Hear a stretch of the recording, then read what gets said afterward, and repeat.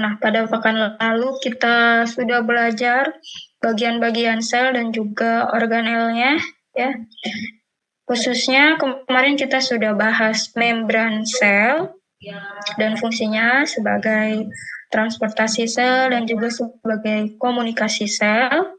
Kemudian kita juga sudah mempelajari tentang nukleus atau inti sel dan juga komponen yang ada di dalamnya seperti kromosom, ya, DNA, gen, dan seterusnya. Nah, kali ini kita belajar tentang ribosom dan ekspresi genetik, ya. Ribosom ini sebetulnya dia organel sel, ya. Organel sel yang kebanyakan memang organel sel sudah teman-teman bahas di materi sebelum UTS sebetulnya, ya. Cuman kali ini pembahasan lebih dalamnya terkait peranan daripada ribosom itu adalah dia untuk ekspresi genetik, ya, atau sintesa protein. Nah, jadi ini tujuan pembelajaran hari ini. Yang pertama, kalian harus bisa menjelaskan struktur dan fungsi dari ribosom, kemudian menjelaskan ekspresi gen dan juga sintesa protein. Sejauh ini suara saya jelas ya? Terlalu pelan atau gimana? Cukup ya? Oke, yang pertama ribosom. Nah, ini yang mana sih ribosom itu? Kalau teman-teman ini sel dan juga bagian-bagiannya. Ribosom itu adanya di retikulum endoplasma kasar. Ya, sini yang meliuk-liuk ini adalah retikulum endoplasma. Khususnya yang ditempeli ribosom ya, disebut dengan retikulum endoplasma kasar. Nah, jadi si ribosomnya itu nempel di permukaan dari retikulum endoplasma. Tapi ada juga yang dia berenang bebas di sitoplasma ya. Nah, dia ukurannya paling kecil ya, mungkin yang ini nih, ribosom. Paling kecil di antara organel-organel lainnya ya. Jadi ada di retikulum endoplasma, ada juga yang di berenang bebas atau terletak bebas di sitoplasma ya. Selain itu ada juga di matriks mitokondria ya. Kalau teman-teman masih ingat materi tentang mitokondria, ya itu kan ada bagian matriksnya di sana banyak enzim, ada DNA, ada juga ribosom. Ya. Nah, ribosom ini pertama kalinya dijelaskan pada tahun 1955 ya oleh seorang ahli biologi sel yang berasal dari Amerika yaitu George E. Palade ya. Nah, untuk pemahaman mengenai struktur ribosom sendiri itu diketemukannya secara berangsur-angsur ya. Jadi berkembang secara berangsur-angsur lebih dari 50 tahun. Dan semakin banyak struktur yang telah diaplikasikan. Awalnya itu ribosom untuk pertama kali ditemukannya itu dia disebut sebagai mikrosom ya. Ribosom yang pertama diamati pada awal abad 20 yaitu sebagai suatu partikel yang kecil hampir di luar kemampuan mikroskop cahaya. Karena kan pada abad ini teknologi belum secanggih sekarang ya. Jadi pada saat itu hanya ada mikroskop cahaya di mana kemampuan daripada mikroskop cahaya ini hampir tidak bisa melihat struktur ribosom secara detail gitu. Makanya kayak hanya sekedar partikel kecil aja, makanya disebut sebagai mikrosom. Kemudian pada tahun 40 dan 50-an, nah ini mulai diketemukan mikroskop elektron ya. Nah, dengan adanya mikroskop elektron ini menunjukkan bahwa ribosom bakteri itu ternyata bentuknya oval gitu. Jadi udah mulai kelihatan ya strukturnya oval dengan ukuran kurang lebih 29 kali 21 nanometer. Nah, ini lebih kecil dari ribosom eukariot dan bermacam-macam ukuran kecil tersebut ini bergantung pada spesiesnya. Kemudian pada pertengahan abad 50-an ya penemuan penelitian di bidang ribosom ini terus berkembang di mana penemuan ribosom ini adalah pada daerah sintesis protein yang distimulasi percobaan untuk menggambarkan struktur partikel ini dengan lebih detail. Jadi selain strukturnya ini udah diketahui ternyata si ribosom ini peranannya itu dalam proses sintesa protein. Nah, dalam proses sintesa protein ini lebih kelihatan, lebih jelas lagi struktur ribosom itu seperti apa. Nah, ternyata ribosom yang dianggap partikel kecil itu ya kurang lebih bentuknya seperti ini cuma simulasi, dan ternyata dia itu tersusun dari 2 subunit ya. Ada subunit kecil ya, dan juga ada subunit besar kayak gini. Nah ya, ini pada bakteria biasanya terdiri dari 50 S dan 30 S ya. Oke, next aja gitu. Jadi itu penemuan terkait ribosom ya, yang ternyata tadi setelah diteliti lebih detail lagi, strukturnya itu dibagi jadi 2 subunit ya, subunit besar dan juga subunit kecil.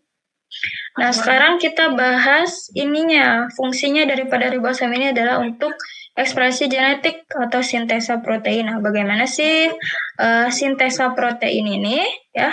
Mari kita simak video berikut ya. Silahkan fokus ya. Saya share sound dulu bentar.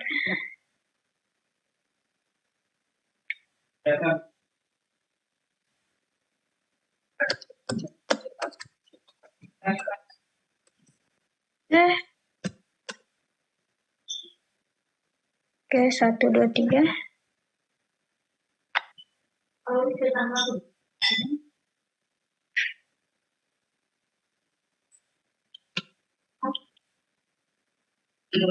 Here is a cell, the basic unit of all living tissue. In most human cells, there is a structure called the nucleus.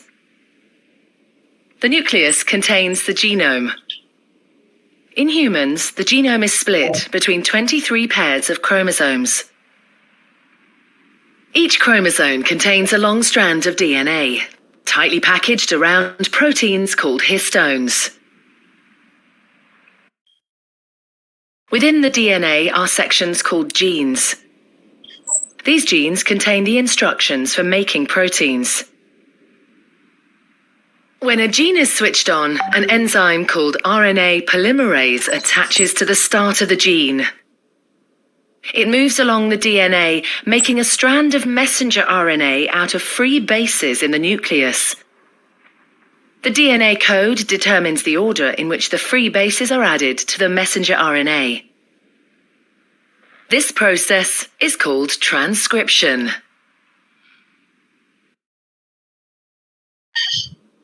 Before the messenger RNA can be used as a template for the production of proteins, it needs to be processed. This involves removing and adding sections of RNA. The messenger RNA then moves out of the nucleus into the cytoplasm.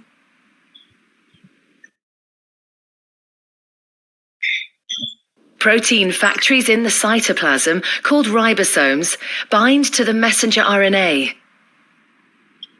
The ribosome reads the code in the messenger RNA to produce a chain made up of amino acids.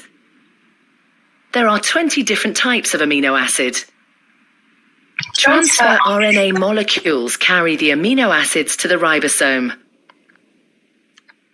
The messenger RNA is read 3 bases at a time.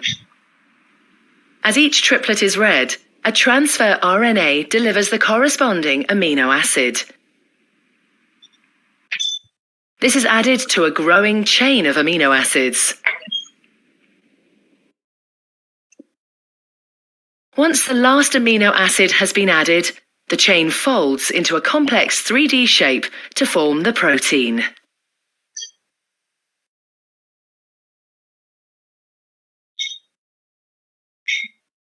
Iya, oke.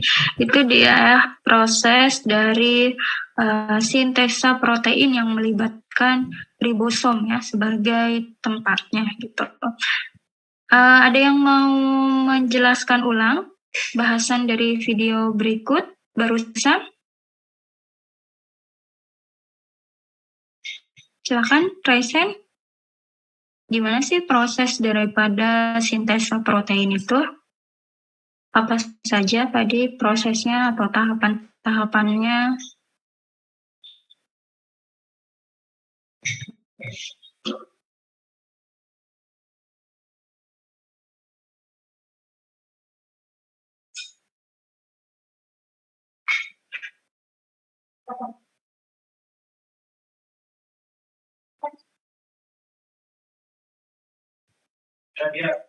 Halo, halo, ini pada nyimak nggak nih?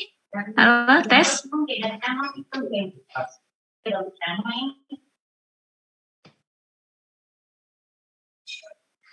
Jalan-jalan ya, nenek.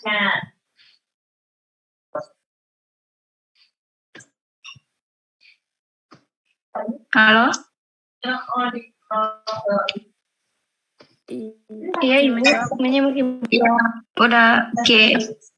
Jelas ya? Gimana? Ada yang mau menjelaskan bagaimana tahapan dari sintesa protein? Tahapan sintesa protein. Silakan, raise hand. Oke, ini ada Maharani Kesumaningrum.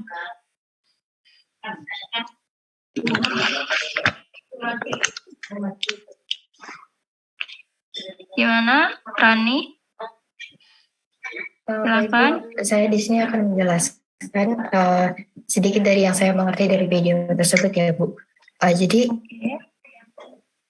Jadi pertama kali itu di situ ada cell basic unit di mana ada suatu organel namanya nukleus. Nah di nukleus itu mengandung genom atau gen di mana genom itu mengandung 23 kromosom pada setiap individu manusia. Lalu di kromosom tersebut juga terdapat DNA dan histone sebagai gen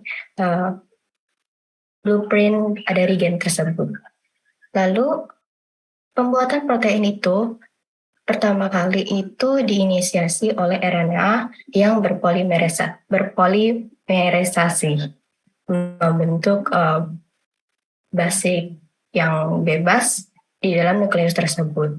Lalu terjadilah proses transkripsi di mana template yang diinisiasi oleh nukleus tersebut mengandung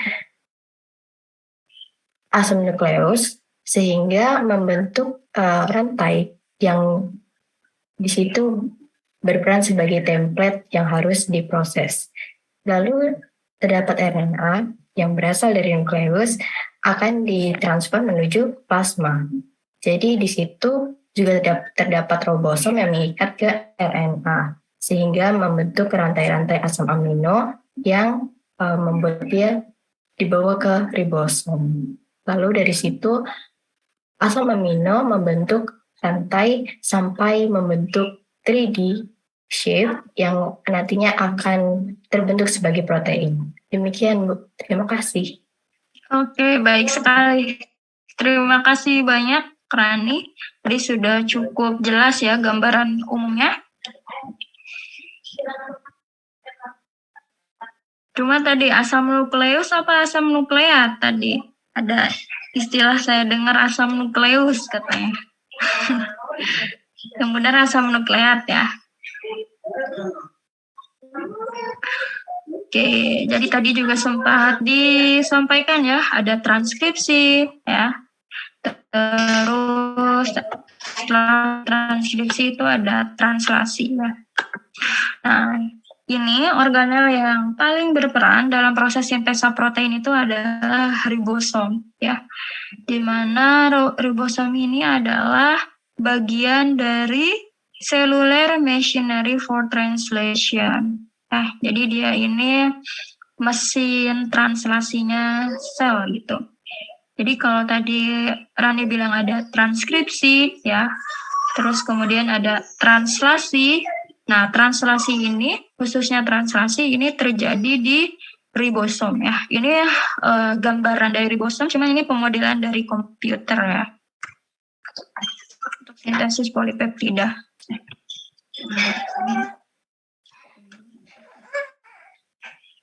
Nah, tadi juga sempat disinggung ya Di dalam sel itu ada nukleus, ya, terus ada genom, terus ada kromosom, ada DNA, ada gen. Nah, itu teman-teman di sini harus udah paham konsep daripada istilah-istilah tersebut ya. Jangan sampai ada miskonsepsi gitu. Nah, sekarang apa sih yang dimaksud dengan gen ini? Gen ini adalah unit terkecil dari materi genetik yang mengendalikan sifat-sifat hereditas organisme. Gen terdiri atas DNA yang terpintal oleh protein histon dan tersusun dalam satu deret secara linear dan beraturan di dalam lokus-lokus pada kromosom. Tuh, oke, kalau tadi genom itu dikatakan seluruh set kromosom ya, atau seluruh set apa tadi istilahnya gen dari suatu makhluk hidup ya, atau khususnya manusia, yang dimana genom manusia itu dia terdiri dari sekian banyak pasang basa nitrogen ya, base satuannya yang tersusun ya, atau yang terkemas dalam 23 pasang kromosom ya, 23 pasang. Harus pakai kata pasang ya. Kecuali kalau nggak mau pakai kata pasang berarti totalnya ada 46 kromosom ya, atau 23 pasang kromosom. Nah, ini kromosom. Kromosom kita sudah pelajari strukturnya di pekan lalu ya. Nah, kromosom ini kalau kita uraikan itu isinya adalah DNA ya. Jadi rantai DNA itu kan sangat panjang sekali ya. Satu makhluk hidup ya, seorang manusia itu kurang lebih panjang DNA-nya 2 meter. Bayangkan, kurang lebih panjang DNA-nya 2 meter. Sedangkan ukuran tubuh kita aja ya, tinggi daripada tubuh kita aja itu tidak sampai 2 meter. Dan adanya DNA ini ada di dalam sel. Sel itu juga sangat kecil. Nah, bagaimana ini si DNA yang panjangnya 2 meter ini bisa efektif atau efisien terdapat di dalam sel ya. Makanya dia dikemas ya, atau di packing gitu ya, di packing dalam bentuk kromosom gitu. Jadi kromosom ini adalah pemadatan daripada DNA. Gimana cara nge-packing DNA-nya? Ya, tadi ada ilustrasinya ya. Si DNA ini melilit pada protein-protein histon sehingga disebut dengan nukleosom. Ya. Kemudian, satu untai daripada DNA ya, kurang lebih segini gitu panjangnya dengan panjang tertentu. Nah, ini disebut sebagai gen ya, gen ini gen 1, gen 2. Jadi dari sekian panjangnya ya, dari 2 meter panjangnya DNA kita itu terdiri dari berbagai gen ya. Apa itu gen? Itu yang mengendalikan sifat-sifat manusia ya, sifat-sifat hereditas organisme. Sifat-sifat yang bersifat fenotip, yang bersifat fenotip ya. Betul, yang tampak gitu, kayak misalkan rambutnya lurus, rambutnya ikal, kulitnya putih atau coklat.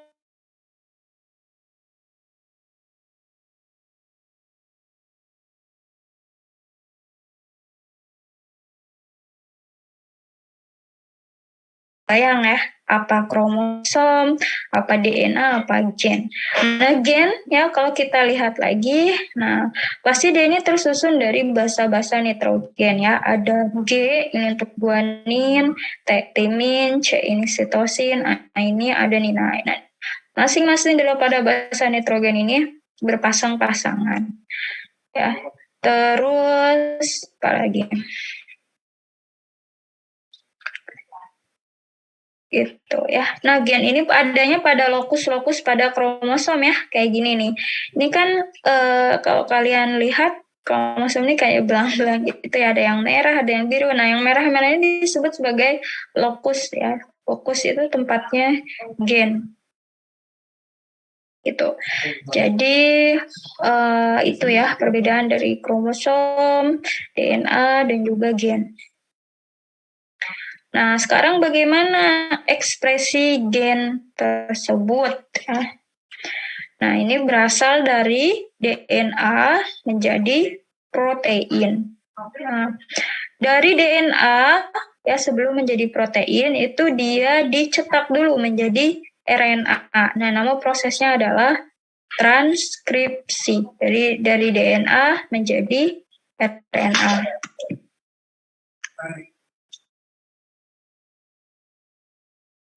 Nah, kemudian setelah menjadi RNA itu mengalami proses translasi ya dari RNA menjadi protein. Nah, ini kalau gambaran secara keseluruhan ya, secara singkat kita lihat ini DNA, dia posisinya ada di inti sel atau nukleus ya. Kemudian terjadi yang namanya transkripsi menjadi RNA.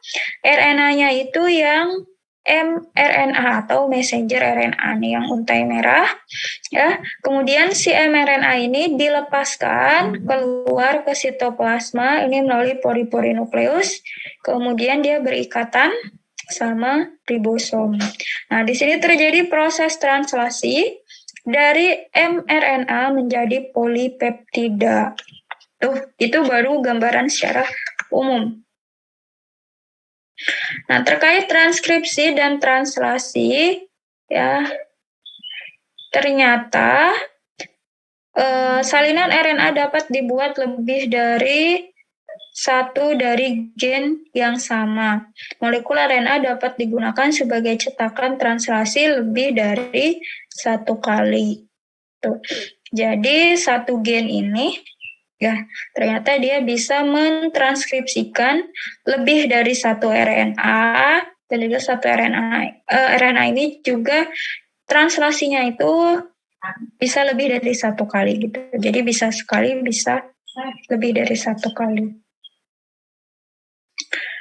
Nah, bagaimana dengan proses ekspresi genetik pada prokariot? Nah, ini akan ada sedikit perbedaan ya, mengingat struktur dari prokariot atau bakteri itu dia tidak punya yang namanya nukleus.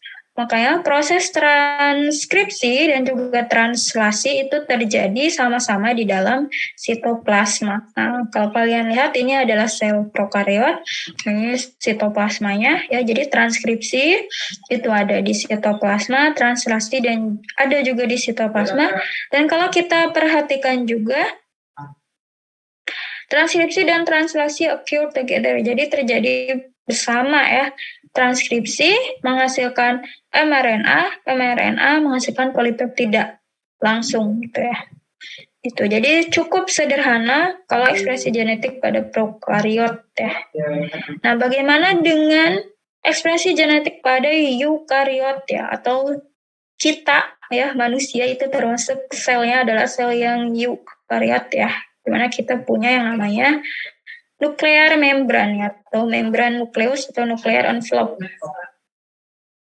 Jadi pada sel eukariot transkripsi RNA ini mengalami modifikasi sebelum menjadi mRNA yang betul-betul mRNA. Coba kita lihat ilustrasinya ya. Ini sel eukariot, ini nukleus ya. Ini di dalam nukleus ada DNA, kemudian DNA mengalami proses transkripsi menjadi apa? Menjadi pre-mRNA. Nah, ingat ya, ini di depannya ada pre-nya. Pre-mRNA. Kemudian pre-mRNA mengalami proses yang namanya RNA processing. RNA processing menjadi mRNA ya. Jadi dalam proses transkripsinya itu tidak langsung dari DNA menjadi mRNA tetapi mengalami RNA processing dulu ya, dari pre-mRNA menjadi mRNA, baru kemudian dilepas ke sitoplasma, kemudian berikatan sama ribosom dan terjadilah proses translasi yang menghasilkan polipeptida. Oke, sampai sini bisa dipahami ya perbedaan sintesa protein pada prokariot dan eukariot. Oke, ini lebih detail terkait transkripsi. Selama transkripsi, the gene determines the sequence of bases along the line. Nah, jadi sekuen daripada basa dalam gen ini ya,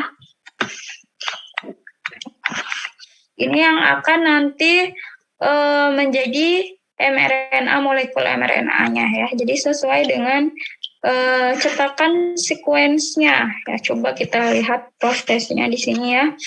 Ya, ini kan DNA ya, sekian untai daripada DNA yaitu menjadi gen 1, gen 2, gen 3 dan seterusnya. Kita lihat bagaimana ekspresi dari gen 1. Kita perbesar ke sini, set untai DNA ya. Jadi untai DNA itu jangan lupa dia double helix ya. Nah, ada 2 untai. Jadi satu untai itu menjadi DNA strand atau template atau cetakan, dan yang satunya lagi dia non template ya. Nah, ini kebetulan langsung diambil yang template-nya. Ini dari arah 3 aksen ke 5 aksen. Ini ACC, AAA, CC, GA, GT ini adalah urutan daripada sequence basa nitrogennya ya. Kemudian terjadi proses transkripsi dari DNA menjadi mRNA, ini arahnya kebalikannya dari 5 aksen ke 3 aksen. Nah, tadi dikatakan bahwa terjadi yang namanya polimerisasi RNA ya. Nah, ini disesuaikan dengan sequence basa yang ada pada DNA. Contohnya, misalkan pada untai DNA-nya ini ada basa nitrogen adenin, maka si adenin ini pasangannya adalah dengan urasil ya, mengingat RNA itu dia tidak punya timin, makanya dari adenin menjadi urasil. Kemudian sitosin itu berpasangan sama guanin ya, adenin sama urasil, terus guanin sama sitosin, sedangkan timin sama adenin. Nah, itu. Terus setelah itu jadi mRNA ya. Nah, setiap 3 basa nitrogen ya kayak gini UGG itu menjadi satu kodon ya. Kodon itu adalah kode genetika, di mana 3 basa nitrogen ini dia akan mengkode satu amino tertentu ya, satu asam amino tertentu. Nah, ini melalui proses yang namanya translasi ya. Ini di ribosom. Translasi dari RNA messenger menjadi protein. Nah, setiap 3 basa nitrogen, satu kodon, itu dia mengkode satu asam amino tertentu gitu. Misalkan di sini UGG itu adalah kode untuk asam amino triptopan, misalkan kayak gitu. Jadi itu ya transkripsi. Nah, ini codon in messenger RNA ya. Kita tahu bahwa asam amino itu jenisnya ada 20 jenis asam amino ya. Sedangkan kodonnya ini lebih dari 20 ya. Ini kombinasi kode dari basa nitrogen UCAG sama UCAG ini kan dikombinasikan ya. Nah, ini UU dari mana? Ini ketemu ini UU gitu kan. Terus misalkan CAU berarti ini C A sama yang ini U, CAC, C A ya, A-nya dari sini, C-nya dari sini. Nah, kombinasi dari ini itu kurang lebih ada berapa ya? Kalau tidak salah ada 64. Nah, bagaimana ceritanya si 64 kodon ini dia menjadi kode untuk 20 jenis asam amino.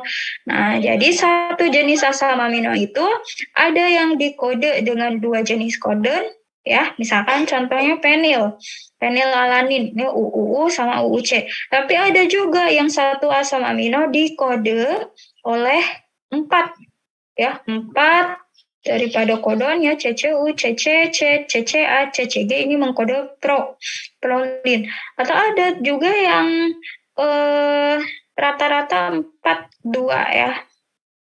3 juga ada ya ini. Gitu. Jadi 64 kodon ini dia mengkode sebanyak 20 asam amino.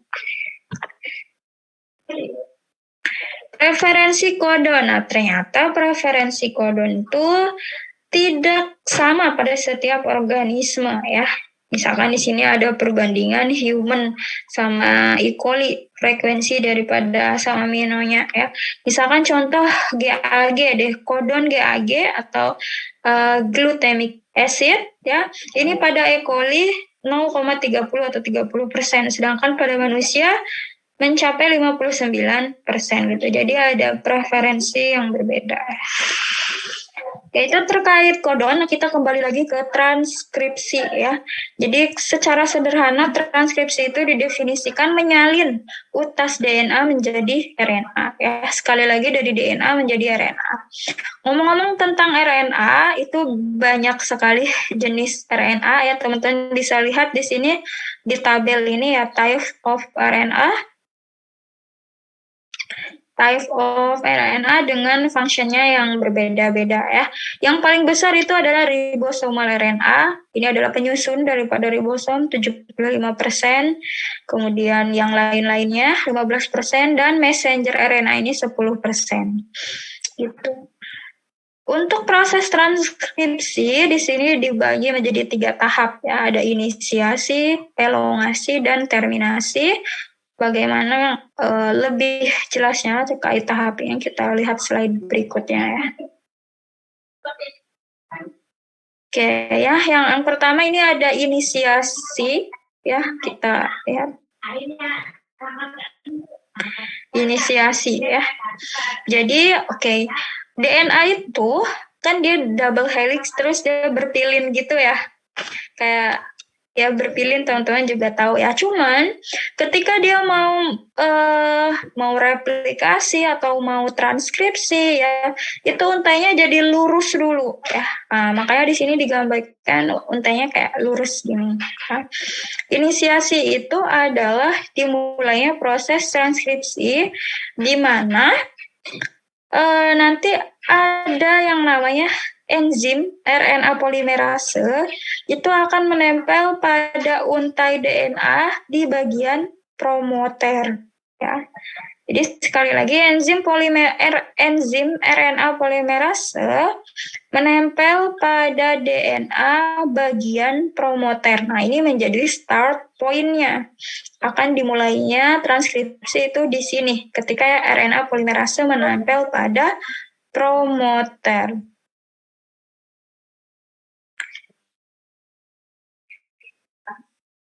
Kemudian terjadi elongasi. Nah, tadi kan terjadi yang namanya proses polimerisasi RNA ya oleh RNA polimerase. Nah, jadi ini kelihatan nih kebuka kan untai DNA yang satu sama yang satunya lagi kebuka kayak gini. Nah, setelah terbuka kayak gini ya si RNA polimerase ini dia melaksanakan kerjanya dengan cara menambahkan untai nukleotida RNA ya yang sesuai dengan sequence pada DNA kayak tadi. Misalkan di DNA-nya ACC, berarti di RNA-nya jadi UGG misalkan kayak gitu. Nah, ini terus aja. Jadi si RNA polimerase ini dia nggak diam ya, dia prosesnya terus berjalan sepanjang untai DNA ini. Nah, kita lihat ya, ini juga masih elongasi. Nah, elongasi. Jadi yang udah terlewati sama RNA polimerase ini DNA-nya menutup kembali ya. Wound itu apa? Rewound gitu ya. Nah, yang kelewatan sama RNA polimerase dia kebuka gitu. Terus di sini terus makin panjang aja messenger RNA-nya sampai kapan? Terus aja sampai ketemu yang namanya codon stop ya. Codon stop itu nanti kita lihat lagi ada apa aja. Baru kemudian proses transkripsi akan berhenti ketika ketemu dengan codon stop. Sini completed RNA transcript itu akhirnya setelah berhenti ya terlepas RNA-nya ya dilepaskan dari nukleus. Nah, ini lebih detailnya terkait proses elongasi. Jadi sekali lagi DNA ini dia double helix, ada 2 untai. Nah, yang menjadi transkripsi itu adalah disebut sebagai template strand of DNA yang ini ya, yang urutannya dari 3 aksen ke 5 aksen. Jangan lupa ya, dari 3 aksen ke 5 aksen.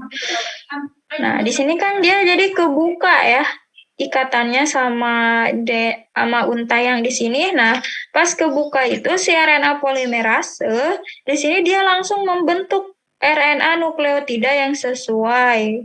Ya, contoh misalkan di sini adenin ya sama urasil. Kayak gitu timin sama adenin, guanin sama sitosin dan seterusnya. Nah, ini arahnya kebalikan ya. Ini dari 5 aksen ke 3 aksen. Nah, di sini newly made RNA baru terbentuk. Oke, jadi tadi proses transkripsi itu banyak sekali diperankan sama yang namanya RNA polimerase ya, di mana dia membentuk RNA nukleotida ya. Terkait RNA polimerase ini ternyata ada 3 jenis ya. Ada RNA polimerase 1 ini untuk transkrip rRNA ya, ribosomal RNA genes untuk membuat ribosom. Kemudian RNA polimerase 2 ini untuk membuat mRNA ya. Ini yang terjadi pada sintesa protein ini menggunakan RNA polimerase 2. Sedangkan RNA polimerase 3 ini untuk membentuk transfer RNA, tRNA. RNA polimerase berikatan dan menginisiasi daripada transkripsi, promoter signal the initiation of RNA synthesis. Transcription factor help eukaryotic RNA polymerase recognize promoter sequence. Jadi si RNA polimerase ini ketika dia menempel pada untai DNA itu tidak serta-merta pada bagian yang bebas di mana aja, nggak ada ya. Tapi pada bagian khusus yang disebut dengan promoter ya. Promoter ya, bukan promotor. Awas kalau nanti di ujian ada yang nulisnya promotor kan saya salahkan karena sangat berbeda ya. Promotor itu apa? Pembimbing ya. Kalau promoter ini adalah bagian daripada DNA yang terdiri dari tata box. Jadi bagian promoter DNA ini basa nitrogennya itu cuma timin adenin yang diulang-ulang ya. Makanya disebut tata box. Ada yang tahu kenapa bagian promoter DNA ini hanya terdiri dari timin adenin aja? Kenapa kira-kira? Alasannya apa? Halo? Ada yang bisa jawab?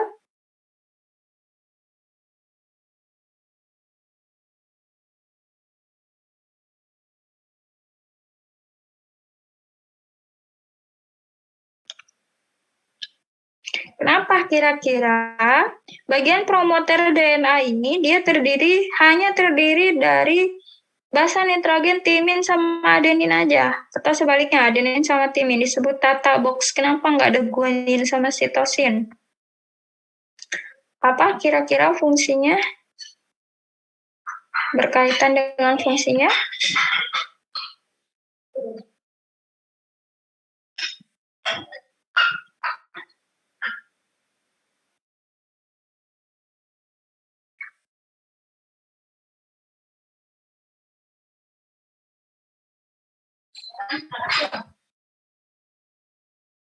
Muslimah Dirayati, halo?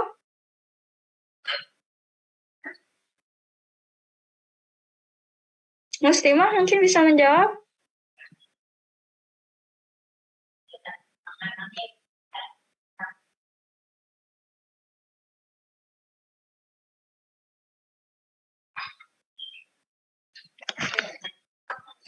Ya, oke nih yang raisnya Muslimah kemana by the way? Saya coba ingin menjawab, Ibu. Ya, silakan Oka. Ya, mungkin kalau menurut saya kenapa hanya timin dan adenin saja, mungkin karena kodon yang menginisiasi pada promoter box ini hanya ada timin dan adenin saja, Bu. Jadi itulah kenapa cuman ada adenin dan timin saja di promoter box ini. Itu menurut saya, Bu. Oke, terima kasih Oka sudah mencoba menyampaikan opininya ya. Tapi sayang sekali kurang tepat. Masih kurang tepat? Silakan, ada lagi?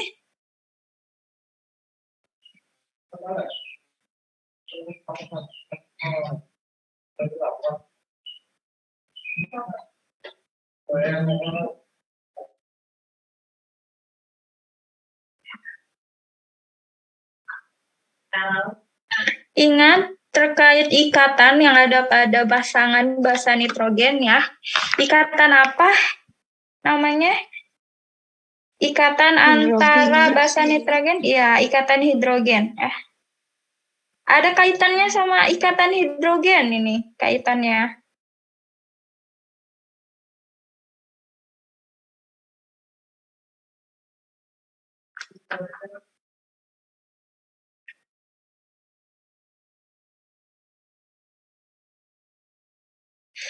Ikatan hidrogen antara timin sama adenin itu ada berapa ikatan?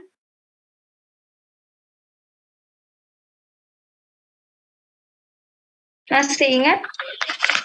Ikatan hidrogen pada pasangan adenin dan timin, berapa ikatan hidrogen?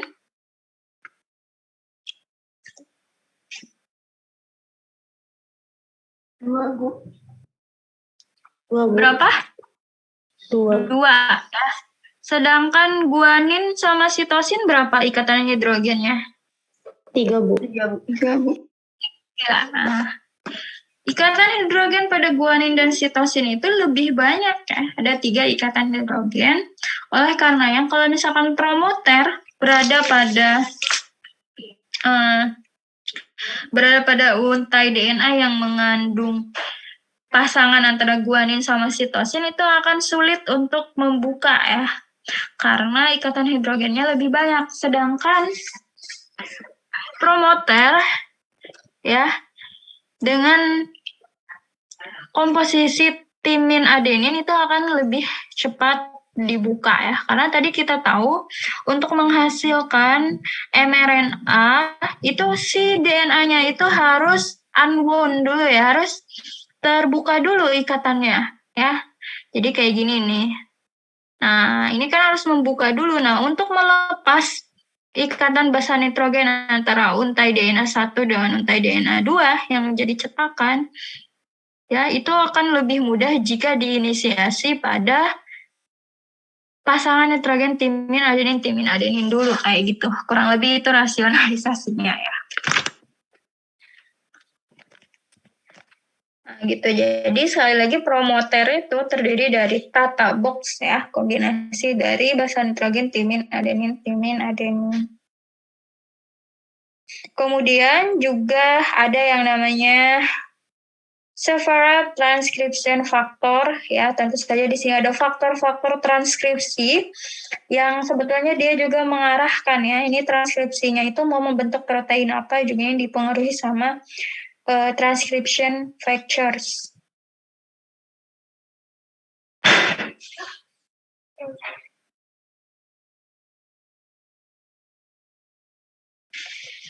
Nah, ini tadi yang saya sampaikan di awal ya. Pada eukariot, itu dari DNA tidak langsung jadi RNA.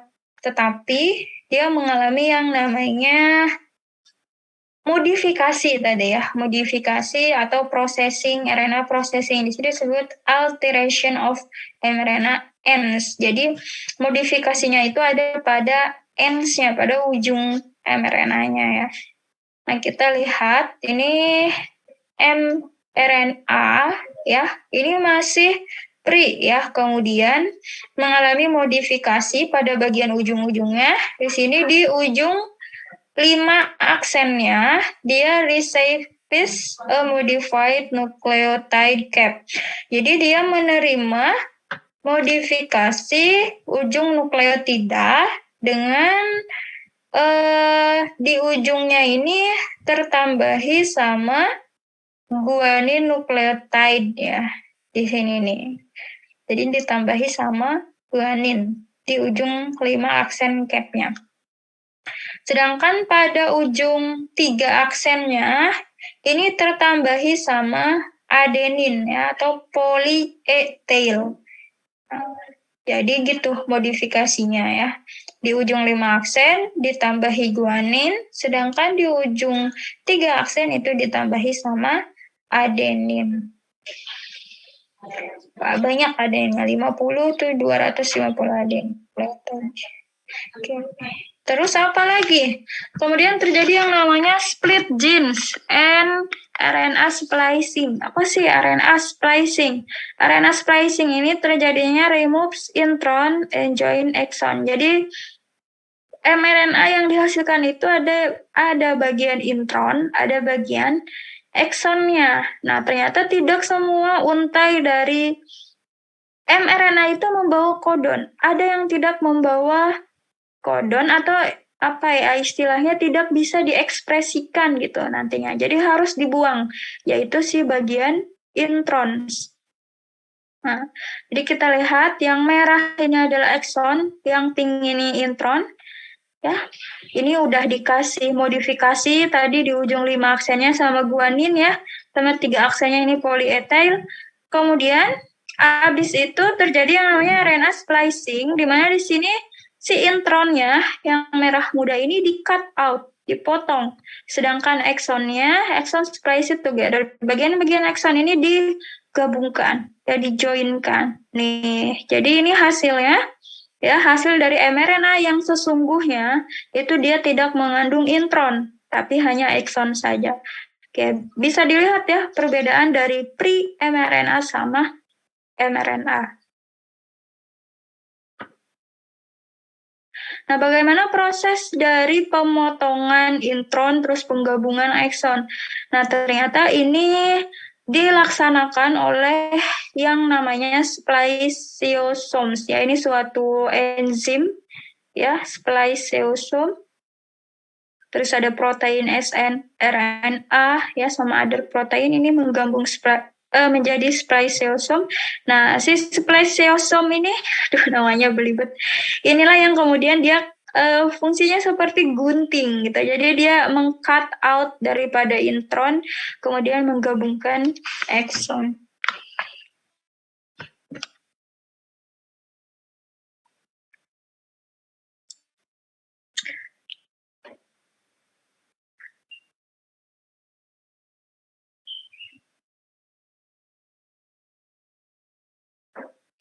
Oke.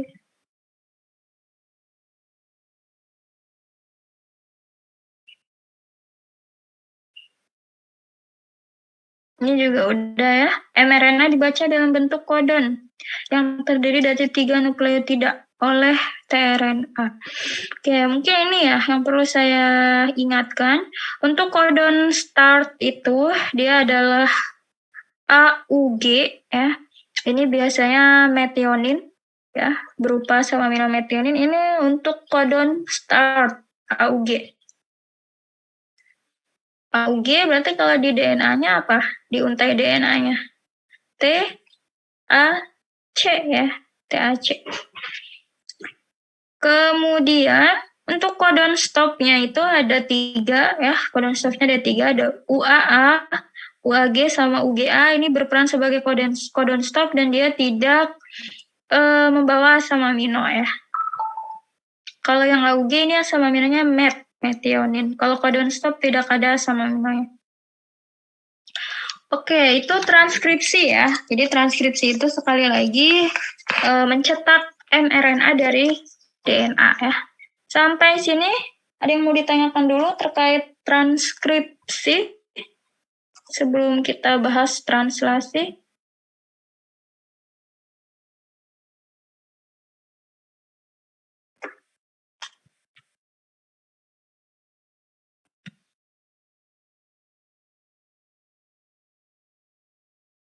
Silahkan kalau ada pertanyaan dulu.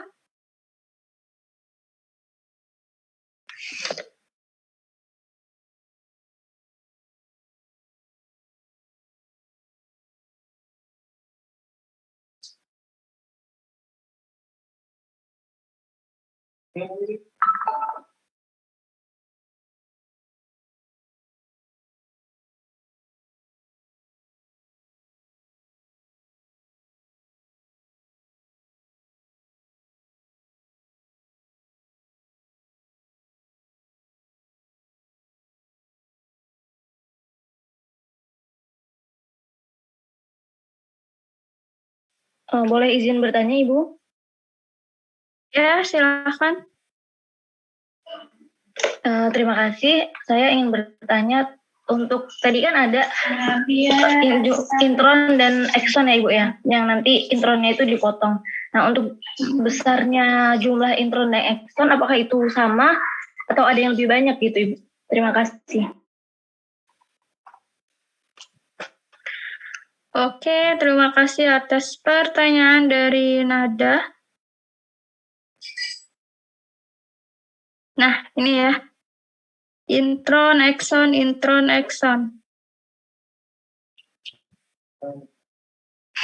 Kalau teman-teman perhatikan ya, di sini ada 1, terus 30, 31 ya, 104, 105, 146.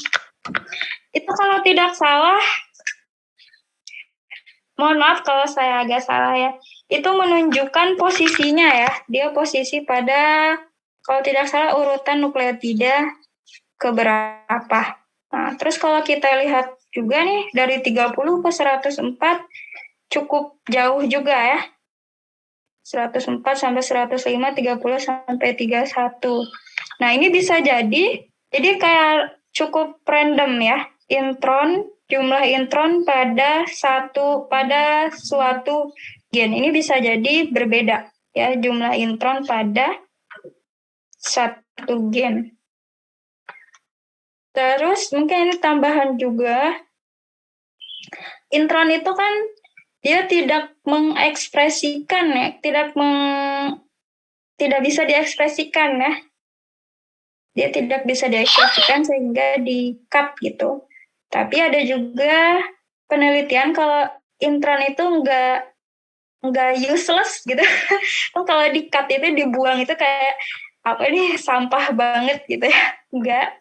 Tapi ada juga penelitian bahwa suatu penyakit ya, khususnya penyakit genetik yang dibawa oleh gen, itu ternyata bisa juga dideteksi dari intronnya. Saya lupa nama penyakit tertentunya, tapi ada juga ya. Jadi dilihat dari si intron ini, ya dia tidak benar-benar useless gitu, tapi juga dia membawa informasi terkait apakah seseorang itu mengidap penyakit gen tertentu. Jadi dia kayak bisa jadi marker juga ya.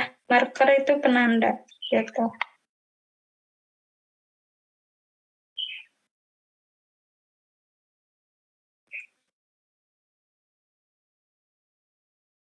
Gimana, Nada?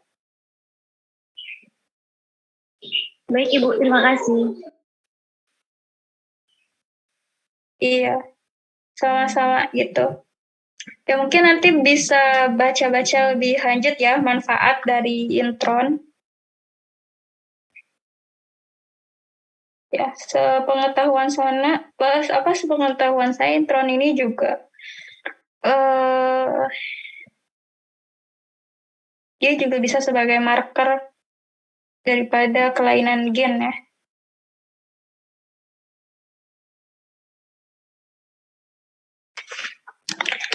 Oke, itu transkripsi. Kalau tidak ada lagi yang mau ditanyakan, kita next ke translasi ya. Masih ada waktu sekitar 20 menit. Nah, jadi setelah dapat mRNA-nya itu kan dilepas ya dari nukleus melalui pori-pori nukleus menuju sitoplasma. Kemudian di sitoplasma itu sudah ada yang menunggu, yaitu si ribosom. Nah, jadi ini kurang lebih ilustrasinya ya. Jadi yang merah ini adalah mRNA-nya, yang coklat ini adalah ribosom. Ya, ini saya pakai laser dulu. Nah, ini kelihatan kan ya, laser-laser saya bergerak. Terus ternyata di bagian ribosom ini ya ada ini ada bagian-bagian tertentu yang disebut site gitu, ada 3 site ya. Kemudian ini yang panjang kayak gini nih namanya polipeptida, di mana polipeptida itu disusun sama beberapa asam amino ya, kayak asam amino penil, nih asam amino triptofan yang kemudian dia bergabung menjadi polipeptida gitu. Jadi intinya translasi itu adalah dari mRNA ya menjadi protein, menjadi polipeptida. Oke. Kita lihat lebih lanjut. Nah, kalau tadi ya kalian pahami di transkripsi itu ada yang namanya RNA polimerase, yang dimana dia fungsinya adalah untuk membentuk mRNA. Nah, kalau di translasi ini ada aktor ya, katakanlah dia aktor utama atau enggak ya, pokoknya dia peranannya cukup signifikan ya, sangat urgent. Ini ada yang namanya transfer RNA atau seringkali kita singkat sebagai tRNA ya. tRNA. Nah, berbeda dengan mRNA ya, ini strukturnya seperti ini nih. Jadi ada yang namanya yang loop-loopnya, yang liuk-liuk. Terus yang bagian atasnya ini ya, ini dia yang nanti akan attachment atau berikatan dengan asam amino. Nah, ini three-dimensional structure dari tRNA ya. Jadi strukturnya tadi disebut sebagai L-shape ya, kayak membentuk huruf L gitu. Nah, di bagian sini nanti dia yang akan membawa asam amino. Nah, bagaimana ceritanya si tRNA ini dia bisa membonceng asam amino gitu ya istilahnya.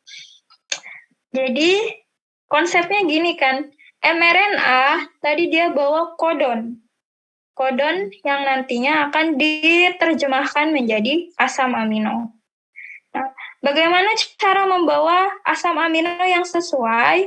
Itu si asam aminonya itu dibawa sama tRNA sesuai dengan urutan kodon pada mRNA. Tuh. Jadi si tRNA-nya dia fungsinya kayak kayak alat transportasi aja, namanya aja transfer RNA ya, kayak pemindah gitu. Jadi asam aminonya ada di sitoplasma kan gitu, terus kemudian dibawa sama tRNA terus masuk ke ribosom nanti. Nah, kita lihat ternyata cerita daripada si tRNA ini bisa membawa asam amino itu ada perantaranya ya, namanya ini amino asil tRNA sintetase. Gitu. Jadi ini ada proses dulu nih, di sini ada active site daripada amino asil tRNA sintetase ini ya, binds the amino acid and ATP gitu. Kemudian, nah jadi si asam aminonya itu berikatan dulu sama enzim ini ya, tRNA sintetase. Kemudian, baru kemudian si tRNA-nya baru bergabung ke sini.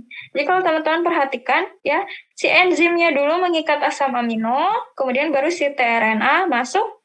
Nah, jadi tRNA juga dia punya binding site yang khusus ya.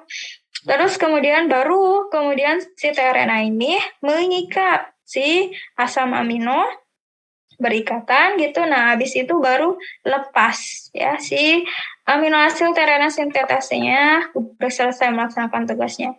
Jadi fungsi daripada enzim ini adalah untuk apa? Untuk menggabungkan antara asam amino dengan RNA transfer. Sekarang si asam aminonya udah dibonceng sama RNA transfer.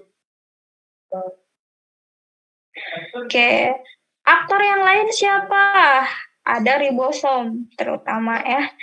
Tadi ada RNA transfer, kemudian ada ribosom. Nah, sekali lagi ribosom ini penyusunnya adalah ribosomal RNA ya.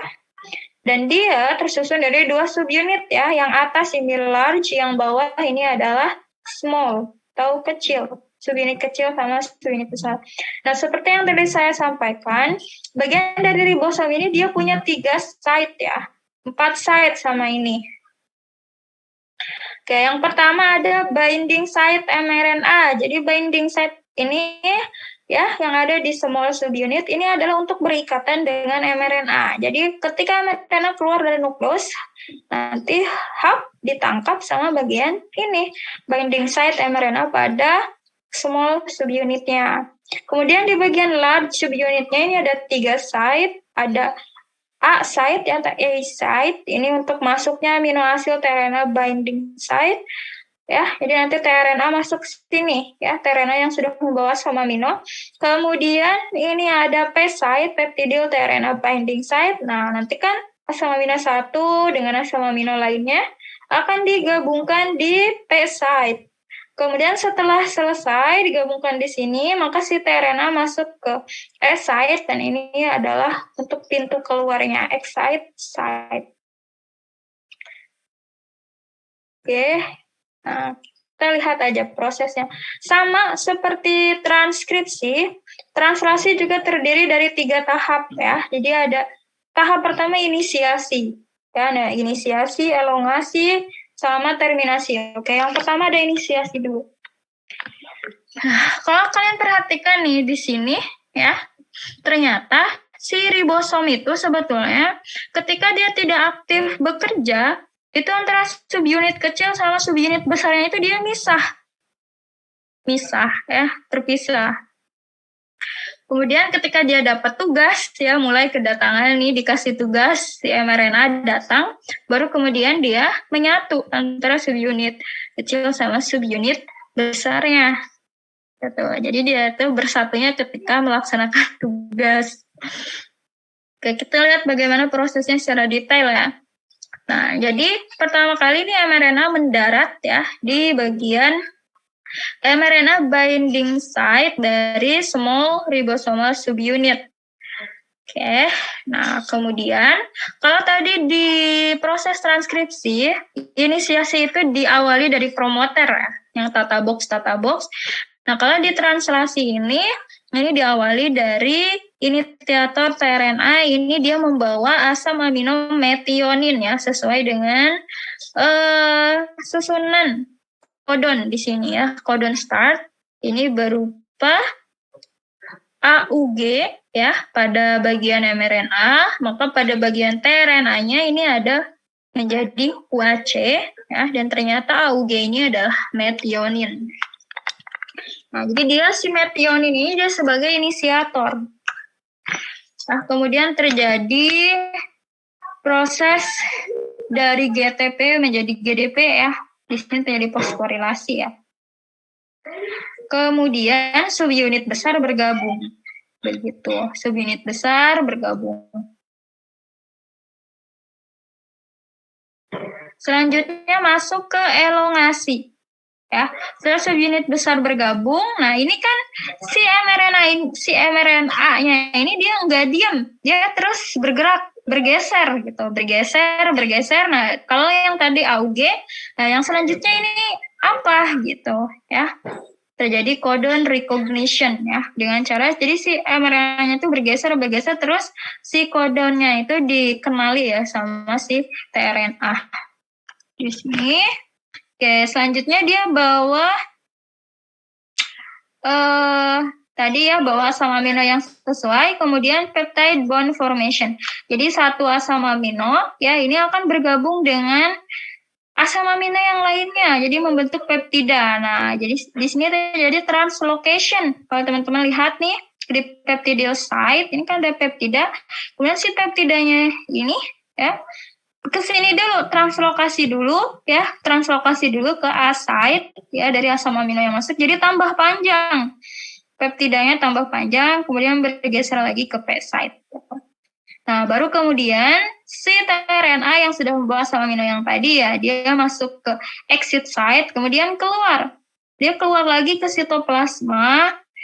Dia udah bawa kodenya gitu. Selanjutnya apa lagi nih? Misalkan tadi metionin, terus selanjutnya apa? Oh, si fenil naik ke RNA transfer misalkan kayak gitu.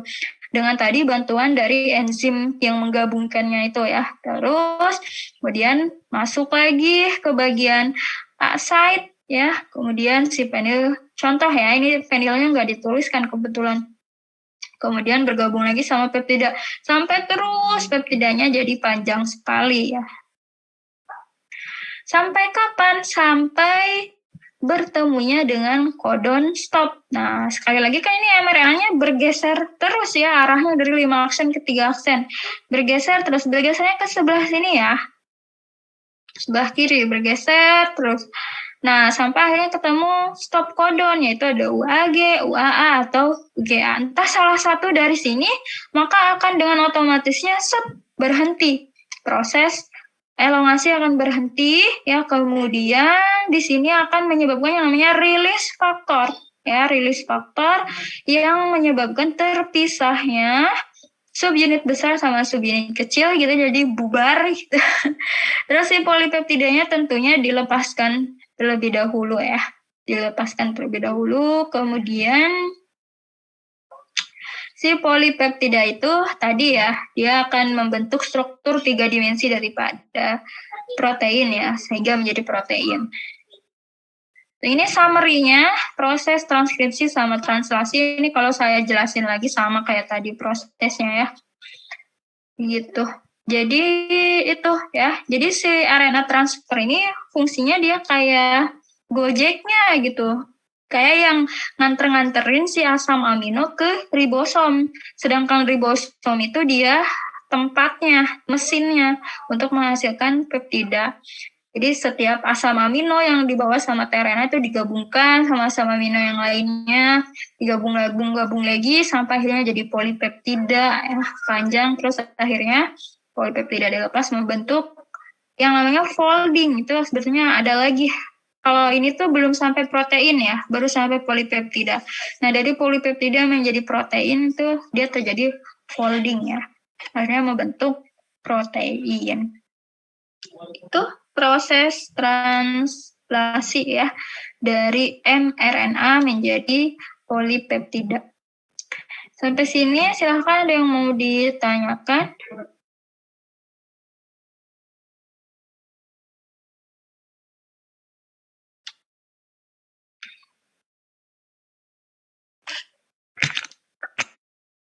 Oke, kalau nggak ada kita dokumentasi dulu ya. Silakan dinyalakan lagi kameranya.